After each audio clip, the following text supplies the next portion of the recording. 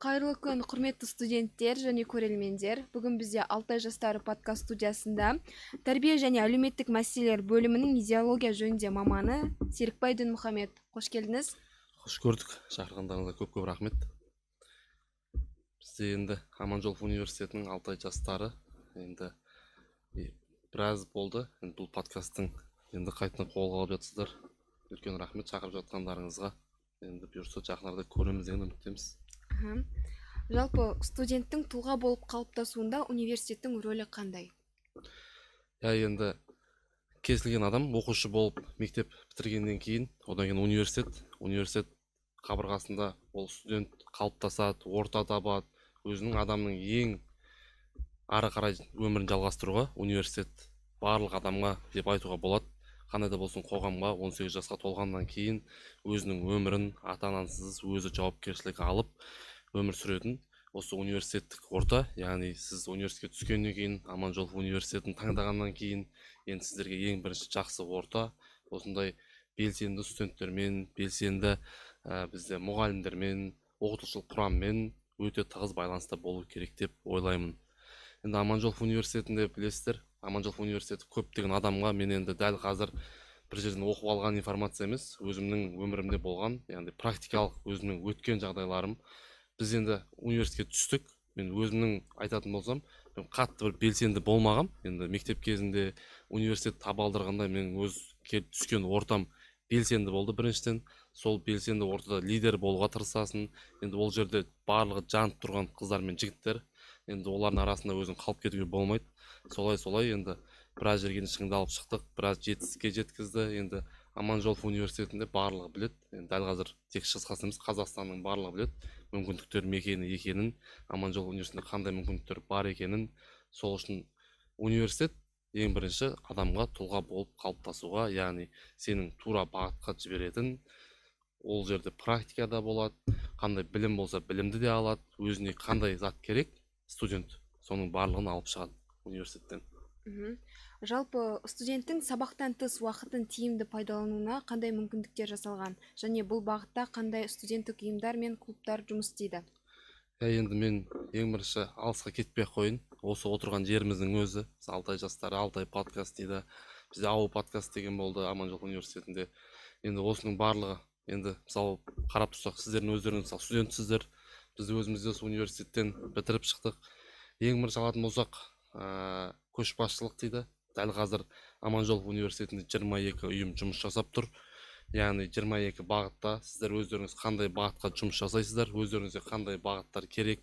Мысалы, көшбасшылық дедік, саясатқа араласу болсын, өздеріңіздің өнерлеріңіз, ән айтатын болсаңыздар, би билейтін болсаңыздар, қандай да бір қоғамға пайда тигізетін, өздеріңізге ұнайтын іс-әрекет, өздеріңіз айналысатын хоббиларыңыз болса, ол Аманжолов университетінде бар.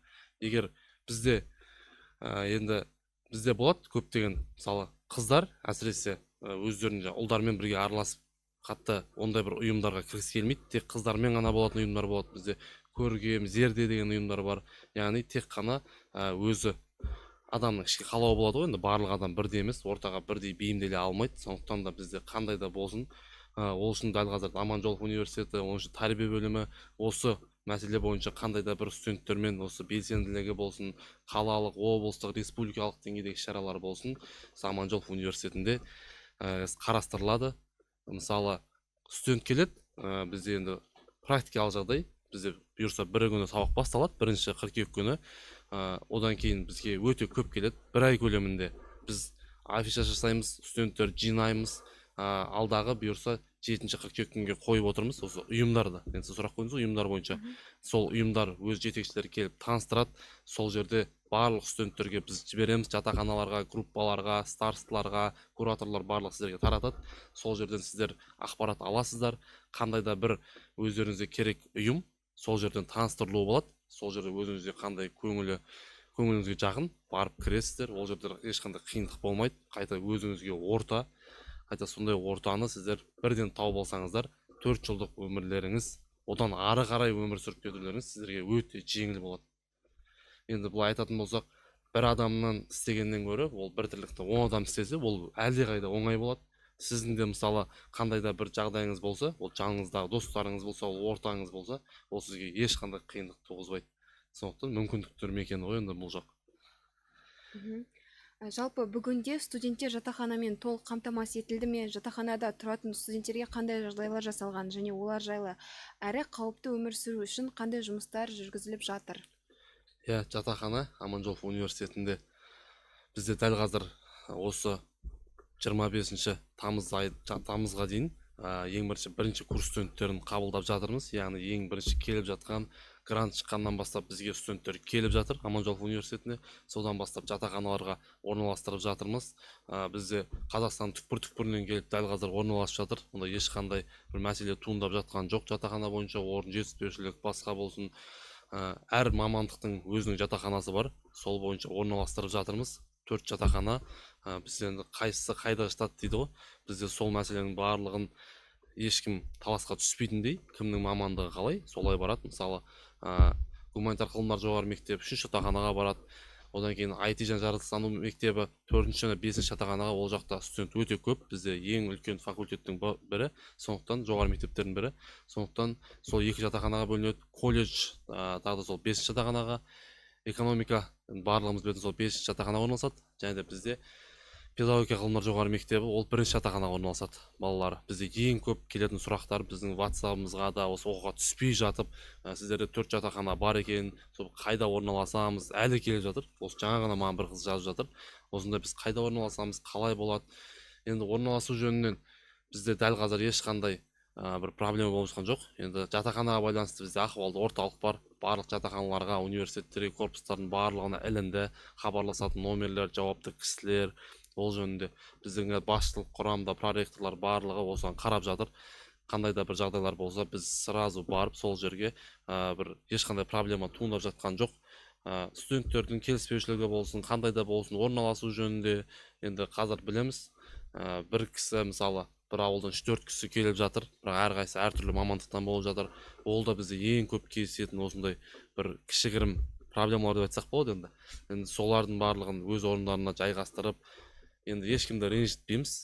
Келген қандай жатақхананың, бізде жатақханада барлығы өз орнымен, су, свет, онда ешқандай не жоқ. Бізге көп қойылатын сұрақтардың бірі енді сол үшін жауап беріп жатырмын. Орын жағынан бірінші курстар бұйырса 28 тамыздан бастап үлкен курстар кіреді. Екінші, үшінші, төртінші курстар 5 қыркүйекке дейін орналастырып, бұйырса аяқтап бітіреміз. Одан кейін бізде барлық жатақханамен қамтылады. Ал бірінші курс студенттерінде қандай ақыл кеңес беретін едіңіз бірінші курс студенттеріне жалпы? Иә, енді мен бағанан бері тек практикалық жағын айтып жатырмын ғой. Енді мысалы мен өзім бірінші курс болып келген кезде мен қап әттеген-ай деп жіберген көптеген моменттерім болған. Біздің ең бірінші ес жиып алған кезіміз сол 3-ші курсқа қарай сол кезде болған. Ал егер сіз бірінші курстан келдіңіз ба, белсенділікке қатты мән беріңіз. Бірінші курста алғашқы 6 ай барлық енді көптеген студент белсенді болып тұрады, өйткені бөтен жерге келді, қалай болады, барлығы бір орта тапқысы келеді.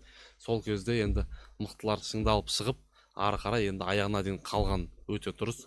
Белсенді студенттердің қатарын енді бізде университет тарапынан қалалық, облыстық деңгейдегі шараларға қатысу керек, тоқтамау керек. Бізде енді барлығымыз білеміз, университет тарапынан ұйымдастырылады, одан кейін облыстық деңгейде мысалы студенттік көктем ұйымдастырылады. Біздің өзіміздің Аманжолов университетінде бар бірінші курс таланттары барлық жерге енді ешқашан қалмай, өзіңіздің қандай қызығушылығыңыз бар, бір ортаны таңдаңыз. Енді бізде студенттер болады, барлығымыз білеміз, бір студент бір 10 ұйымға кіріп шығады. Ол ондай дұрыс емес.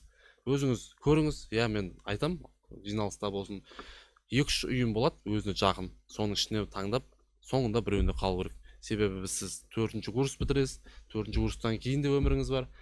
Соның барлығында осы адамдармен араласып, ары қарай сіз отбасылы болсаңыз да осы адамдармен араласып кетеді. Бізде университетте белсенділік сондай деңгейде жоғары. Мысалы, біздің өзіміз университет бітірдік, біз әлі күнге дейін араласамыз. 15 адам өзіміз мысалы, өзіміздің WhatsApp-та мысалы группамыз бар деген сияқты, сол чатта өзіміз әлі араласып тұрамыз. Енді жан-жақтамыз дәл қазір оқып бітіргеннен кейін. Бірақ сонда да біздің белсенділік өзімізге деген өмірлік болып жалғасып кетті. Сондықтан да бірінші курс студенттері келе ма, сразу келсін. Тәрбие бөліміне бізде жастар үшін комитет істеп жатыр, ұйымдар істеп жатыр, түрлі барсын, 400-ші кабинет болсын, 247-ге келсін, міне мен осындай талантым бар еді, мен осындай кіргім келеді.